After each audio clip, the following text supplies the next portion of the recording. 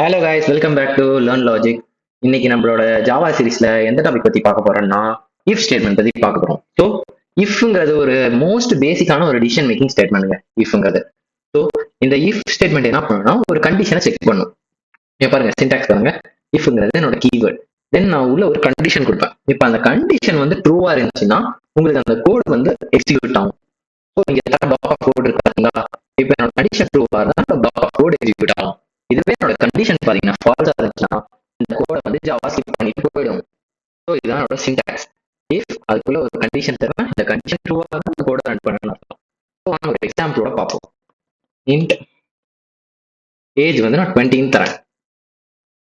So இப்போ வந்து என்னோட ஏஜ் வந்து greater than or equal to 18 இருந்தா நான் வந்து என்ன பண்ண சொல்றேன்னா ஒரு லைனை வந்து பிரிண்ட் பண்ண சொல்றேன்.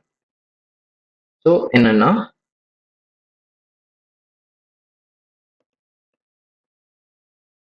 என்னோட லைன்ல வந்து எலிஜிபிள் டு vote. ஸோ என்னோட ஏஜ் வந்து 20, அதாவது கிரேட்டர் தென் ஈக்குவல் டு 18 விட கிரேட்டர் தென் இல்லை ஈக்குவல் டு 18 ஆகுதுன்னா என்னால் ஓட் பண்ண முடியும். ஸோ இப்போ இந்த ஸ்டேட்மெண்ட் ஒர்க் ஆகுதான் பார்க்கலாம் வாங்க.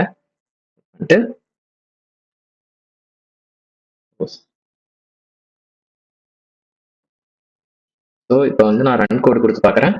ஸோ எலிஜிபிள் டு ஓட், என்னோட வயசு வந்து இப்போ 20 இருக்கு. ஸோ அதனால எனக்கு எலிஜிபிள் டு ஓட். இப்போ 2ன்னு இருக்குன்னு வைங்களேன், எனக்கு எதுவுமே இப்போ வந்து கோடே ரன் ஆகாது, அப்படியே பிளாங்கா இருக்கும். ஓகேங்களா? ஸோ இதுதான் பார்த்தீங்கன்னா இஃப் ஸ்டேட்மெண்ட். தென் என்கிட்ட பார்த்தீங்கன்னா இஃப் எல்ஸ் ஸ்டேட்மெண்ட்னு ஒன்று இருக்குங்க. இப்போ வந்து 18 இருந்தா நான் வந்து இந்த கோடை ரன் பண்ணுங்கிறேன். சப்போஸ் 18 இல்லை அப்படின்னா என்னன்னா எல்ஸ்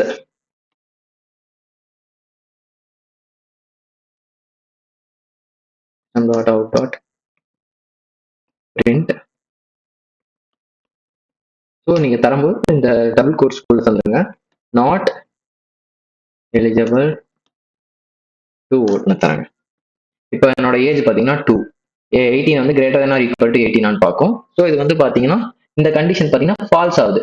ஸோ ட்ரூவா இருந்தால் தான் இஃப் பிளாக் வரும். சப்போஸ் ஃபால்ஸா இருந்துச்சுன்னா எனக்கு வந்து எல்ஸ் பிளாக்கு போயிடும். இது அல்லது இது ரன் பண்ண சொல்றேன். ஸோ இப்போ வந்து கோடை ரன் பண்றேன்.